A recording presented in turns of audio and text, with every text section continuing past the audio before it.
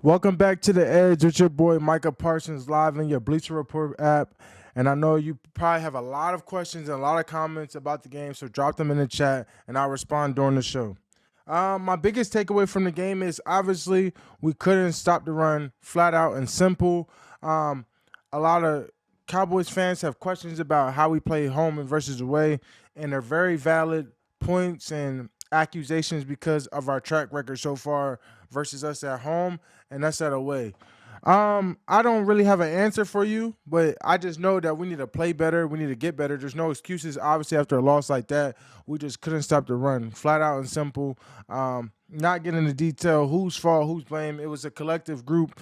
But what I'm seeing is like what I understand is like everyone just waits for the Cowboys to lose. I saw multiple analysts, people who are fake analysts who somehow got jobs on TV saying, "There goes your boy." Like it's almost to the point where it's like almost sick that they're waiting for former players are waiting for other current players to fail so that way they have something to talk about. And I mean, it's not even to just get into names. I mean, I feel like at this point you kind of know who you are, and it's like, oh, there he is. That's the person we've been waiting for. And it's like, why do you want a person to lose so bad? As a former player and as a current player, I feel like I'm a fan of the game, right? Whether I'm playing Josh Allen or whoever, at the end of the day, I don't want to see Josh Allen hurt. I don't want to see him fail. I want him to have a continuous career. At the end of the day, obviously, when we're playing and we're lining up, I'm trying to beat him, right? But it seems that a lot of people are just waiting for people to fail. And then you get into the criticism, and I've seen a lot of people saying, "Well, how do we want to use Micah? We shouldn't. We should use him more off the ball." Well, guess what? There was times where they moved me off the ball, and then y'all were like, "Well, why isn't he rushing the passer? Why isn't he doing this?" It's almost like you can't. Like I said, teams will always play us differently. Josh Allen averaging 30 to 40 passing attempts. So obviously we didn't think he was going to come out and run it the whole game and run consecutive plays over and over again. So I mean, that's obviously not part of the game plan. But it's almost like you can't always get everything you want. You want someone to rush and then you want someone to stop the run, be off the ball. It's like you can't do everything. And obviously it's easy to point because certain groupings is going to be in certain personnel. It's a lot of giveaways. What coverages you can be in is very predictable in the NFL. It's hard to win in the NFL at the end of the day. It's hard to play perfectly week in and week in out every day. And that's just the reality. We've seen it out of multiple great teams. And we never said the Bills were a weak team. We always said they were a really good team. They just weren't producing to the level they should be, and they produced at that level back to back weeks. They arguably could have beat the Eagles. They arguably could have beat a lot of teams. They beat the Chiefs. I mean, they're beating good teams. The Bills have always been good. It was just the turnovers, the beating themselves. But no one ever said the Bills were bad. And that's just the reality of it. James Cook had a career night, balled out, and that was the first time we gave up over 100 rushing yards to a player before. Uh, and that's just reality. I mean, Josh even said I felt like a kid that didn't do anything in the class and in the class project and still got an A. Josh Allen didn't beat there was a great team win. He was 7 for 15.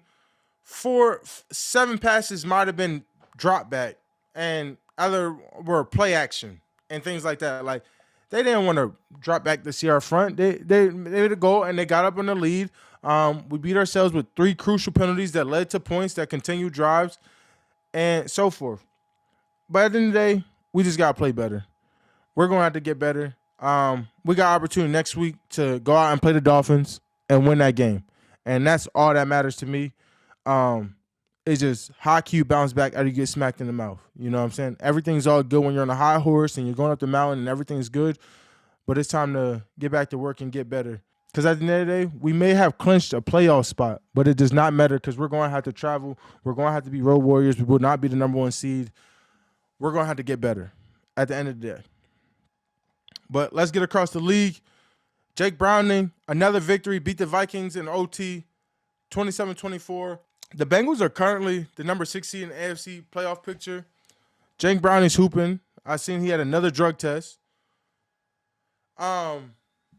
after the field goal, Jake Browning got caught screaming at the camera saying they should have never cut me. I mean, we're kind of seeing this out of quarterbacks who's being traded, quarterbacks who's getting picked up. We kind of seen the Josh Dobbs. But my question is, how long will this last? Can Jake continue to play at this level? There were like a couple weeks ago, he hasn't played in multiple years. Now he's dominating NFL, has a lot of great talent around him with Jamar Chase, T. Higgins, Joe Mixon, Tyler Boyd. Can he contain this, right? It'll be very interesting to see how this goes and how long can the Bengals keep rolling without Joe Burrow. That defense is really stepping up. And what would that if Jamar Chase is out, how long is he out for? So this is going to be very interesting to see. I don't think this will be another Josh Dobbs situation, but time will tell because he's beaten a great Jags team. He just beat a pretty good Vikings team. So it'll be very interesting to see. Getting to the Browns against the Bears. The end of the Bears-Browns was wild. David Njoku had a wild reaction himself after the end of the game. I mean, look how close Mooney was to having this. Like that is nuts. Like, Mooney was so close to ending that game. He said, I damn near myself, dog. Like, that's nuts. Like, I actually saw a stat where the Browns have had 10 plus over 10 games where they were leading 10 plus going to the fourth quarter, not one. So this Browns team is a really good team. They just have to finish games better. I think at the end, they will be transitioning, especially going into next year with the draft cap they have and getting more players, and they still have a lot of money in free agency. I mean, the Bears is really going to be a very good team. The Bears is going to be a legitimate playoff team next year. I truly believe. I think they can win out in the NFC North. Obviously, they beat the Packers. I think this team can legitimately be a top playoff team as of next year with Justin Fields. I think Justin Fields is coming along a lot of way, and I think they're going to keep adding talent, keep getting better, and they're going to be a legitimate playoff team, especially once they learn how to finish games off. Can Joe Flacco continue to have the Browns poised for the playoffs? We always knew the Browns was a well-coached team. Obviously, with Deshaun Watson out, Chubb out, and players like that, the Browns defense is still there. The Browns defense is still there. They can still make the playoffs. They can still make the run. But how far can a Super Bowl champion Joe Flacco take them? Obviously, he didn't have a great game against the Bears, but can he do that? Can he play like he did the week before at a high level? And how far can he take this team? Because when you got Myles Garrett, you got Denzel Ward, you got Martin Emerson, you got Grant Delpit, all these great players, Darius Smith on that defense, it could go very far, and I think this is a very good team. Myles Garrett made comments about the refs in his post-game press conference after the Jags game. He was fined $25,000. He says he stands by what he says and hope it has a positive impact. At the end of the day, and I'm saying this, right, they do not like – it's almost like the players just got to shut up and play because no matter what we say, no matter what we complain about, we're not getting calls. I mean, we can't buy a holding call. You can't buy anything in this league. The refs are going to call what they want. The review is BS. I mean, it's just unpredictable what they're doing. And then when you go out and speak, they fine you. When you go out and play what football is, they fine you. So it does not matter what you do almost in the NFL, they are going to fine you. DeMonte KZ just got fined. Well, not even fined, just lost money and just got suspended for the rest of the season for making an illegal hit. What is that man supposed to do? His head did not hit. He put his shoulder into Michael Pittman's chest, and he just got suspended for the rest of the year for a throw that Gardner Minshew make. He's trying to make a flying catch. Is a player just supposed to let another player catch the ball? What is the point of playing defense anymore in the NFL if you cannot make hits? I did not think that was a bad hit. I did not think it was a dirty hit. He made a play where he thought he could, and it's unfortunate Michael Pittman got hurt. That's completely unfortunate. But as Tom Brady said, and people after people again, they are making it almost impossible to play defense in the NFL. I mean, you look at the play with Javon Curse when on that second and long, the player drops the ball. He doesn't put his head down. His shoulder doesn't go in. He comes on top of the player after he drops the ball, and he gets an unnecessary roughness. It's just like, how can you play football in the NFL right now? It's almost completely like we're in a sport where they make it so hard to play defense and so easy to play offense. You see Josh Allen, he's 6'6", 240. People call him a running back. He could flop and get a defensive a roughing the passer. It's just like, what are you supposed to do with some of this stuff? And I mean, the late slides, the time up, they run all the way into the point you're about to contact them in the slide. There needs to be a gap in between the slides. I mean, they make it so hard, and then sometimes they don't even slide. They just keep running when you think they're going to slide. They make it so hard to play defense, and it's across the league. It's across the league, and it's obvious. It's obvious. But yet, I see time and time again, you could be rushing a tackle, and a chipper could come blindside hit you, but let you do that to an offensive player, or you return a touchdown, and it's illegal. It's just like, where is the space for defense? Where is the space? Where is there going to be breathing room? I mean, it's terrible right now. It's honestly terrible. I think the NFL needs to make adjustments. They need to make like, it's almost like football is turning into basketball, right? Football is supposed to be a physical sport where it's man on man, and at the end of the day, it's supposed to go into, whatever happens, right? If you can't handle the sport, don't play it, right? Our viewership don't want to see flags for flops and things like this isn't basketball. I'm not calling basketball players, anything, but they do a lot of fake charges, flopping. I see so many people act like they got hit in the face and stuff like that.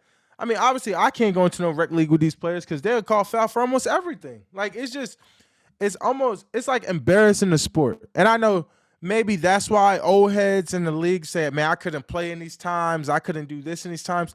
And it's understandable. They're changing the game where it's just such an offensive league where you just can't do anything. I mean, anything. But that's my piece on it. I mean, if they change it, they change it. If they don't, I don't. We just got to play and just keep doing what we're trying to do. And that's just contain these great players and just can't hit them. You can do everything in football, but can't hit them. I think football will be flag football in about 5-10 years. I mean, honestly, we're penalizing and taking money from people's families for playing the way the game should be played. I think if anything, people like Ryan Clark, Troy Polamalu, Ray Lewis, these great players who we loved for the way they played the game, if they played in today's day, they might be kicked out of the league. Is that not insane? Like the Ronnie Lotts, the Ed Reeds, like the Sean Taylors. Why did people love Sean Taylor? Because of his energy, how he loved the game. He used to come down and kill people. But yet now we're basically saying we don't want that anymore. We don't want those great players that we constantly talk about. The people that we love, the people that we put in the Hall of Fame and we cherish. We don't want them people to be those guys no more. We don't want that. We want this new era of BS that we're calling. It's new eras. This new era is crazy. The people that and it's almost like you got to be mindful of trying to hit a player or touch a player because you don't want to get fined. And like you see players coming off on could be sacks because they're pumping the ball and you don't want to hit a quarterback late. You don't want to cost your team. It's just ridiculous. I mean, just outright ridiculous. But let's just move on. The Ravens clinch a playoff spot and then Sunday night win over the Jags. The Ravens clinched the spot. Believe they're the first in the AFC. I don't think people are talking about Lamar Jackson's season enough. Lamar Jackson has 3,100 yards, 17 TDs, 7 receptions. The Ravens are 11-3. Obviously playing great defense. Defense is playing lights out. And they're doing this. Brock Purdy's currently the favorite. 3,795 yards, 29 touchdowns, 7 interceptions. The 49ers 11-3. And he's obviously the MVP favorite right now. Does the Ravens and 49ers on Christmas have an MVP implications? I don't believe it's MVP complications. I think right now, Brock Purdy is obviously, because of last week, he's the clear favorite. But I think this is the type of game that people are waiting to see. Obviously, with the Ravens having that great defense and who they have over there and the way they play, it'll be very fun and interesting to watch the game. I think this is going to be a very good game. Um, and obviously see what Brock Purdy does against the best AFC team, because right now we will arguably say the 49ers are the best team in the NFL right now. If you're speaking numbers wise, analytically, everyone's healthy and who they all have. So it's going to be a great game, and super excited to see. But the 49ers pass rush is going to have to find a way to contain Lamar Jackson, and it's going to be a very good one. Super excited to watch that game. And let's take some final questions from the chat, and then we'll get into Cowboys-Dolphins game. How much did y'all miss Jonathan Hankins last game? Obviously, we always, when we're missing a player, it's truly terrible, is sufferable. I mean, Hank is going to come back and be a great player for us, no matter what. Did everyone having the stomach bug impact the game? I wouldn't say everyone it impacted the game, but obviously when you're dealing with a lot of stuff and people are battling illness, Gilly was out all week and things like that, obviously impacts of how you structure the game, who's out there, and the people that's getting the reps and the looks and things like that. I know it's often say holding happens on every play, so how often should a flag really be thrown? I think when it's blatant. I think when I had that rush against the center, you got to call it. That's third down. I mean, I believe I'm getting a sack if this guy's not pulling on me, draping my arm. I can't even get both my arms up. I'm clearly past him. You can't be blocking me behind me. That's my thought about it. And that's just something that has to be called. And that's a crucial down and situation where it should be called. Is it tough playing in cold weather when you get used to playing indoors at home? I don't believe so. I played at Penn State, bro. Like I'm from up north. I played in Pennsylvania where we played district games and state games in 30-degree weather, winds, all that stuff. It really has no impact on me. Health-wise, my knee is perfectly fine. Rehab, things like that to get back in place. I see Henry jersey on the wall. Is he still a top 5 RB, especially if he leaves the Titans? I believe so. I think Derrick Henry's a product of his system right now. I mean, if you look at that game, people are flying through the line, going unblocked, busting through double teams, and they're just not appreciating this. You got to think the Titans is in a whole rebuild. Will Levis just got hurt again, and he was playing at a great level. Their line, they're trying to get their guys back together. They let Taylor Lewan go and a couple other guys go. So he's playing behind a bunch of backups and things like that. So I think Derrick Henry definitely needs a better look. How would you feel about your team selling 45-cent tickets like the Panthers did yesterday? That just happens when you're not playing at a really good level and you're not playing well. It sucks, and that's the reality of it. And I don't think Atlanta has a lot of fan base that's traveling right now for them. So it sucks. It's terrible to see. But, that's part of it. You got to play well for people to want to come see you. What are you getting the team for Christmas? I'm thinking about getting the team Hokas. I'm a big Hokas guy. I've been trying to – actually, Hokas, if you're watching this, I've been trying to partner with you guys to get custom Cowboys Hokas for the D-line room and a bunch of other guys on the team. So if you see this, please contact me. I've been Team Hoka for a while. I actually got my Hokas on right now. I got the Hoka slippers on, So Hokas, if you out there, just hit me up, baby. I got my Hokas on. I'm a big Hokas guy. I wear Hokas everywhere almost. Just because for me, I like to be comfortable, especially when I go to amusement parks and I'm walking all day. Hokas take a lot out on my knees and stuff like that. So if you got feet problem, hey, go get you some Hokas for sure. About the Dolphins, how will the Cowboys defense be prepared for two-headed monster, the backfield that Miami has? That's just us. We just got to go out there and play. At the end of the day, what happened last week. You got to have that next mentality and get ready to ball out. How disappointed will you be if Tyreek Hill can't play? Not too disappointed, honestly. Tyreek Hill, obviously, is a monster of a player, but obviously his health is way more important than any record or anything he's trying to do. Tyreek Hill is going to be great no matter what, and if he don't break the record this year, I'm pretty sure he's going to break it before he retires because that's the type of player he is. He's a hell of a player. He's super exciting to watch, and I mean, I just want him to get healthy because I know he's going to help his team make a great playoff run. That's it for the questions. Obviously, we got a hell of a matchup. Me and Tyreek been talking all year, all long. It's going to be great to see, in a great matchup. Obviously, Tyreek, I know he's been waiting for this. That's probably why I said out last week. I doubt he misses this game, even though he's dealing with that ankle injury. But he's a hell of a player. This matchup is both two playoff teams that could possibly see each other in the final. Obviously, so it's going to be a great matchup. Great to get.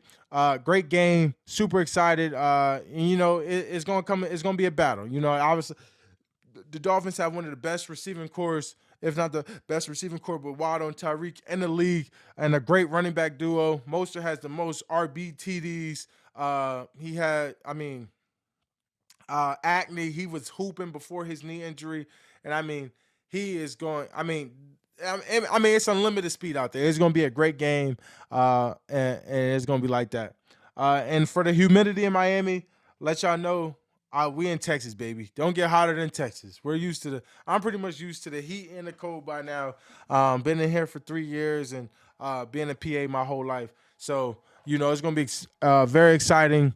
And I can't wait to be out there. So, Cowboys Nation, I know that was a rough one, and I know that's not something y'all wanted to see, but we're going to need everybody's support. Come out to the sunny side of Miami, Florida, or Fort Lauderdale, wherever the stadium is, and come and support your Cowboys. We need y'all. We need to make this feel like a home game. We gotta come up and show out at the end of the day. And that's simple. And that's just how it's gonna be.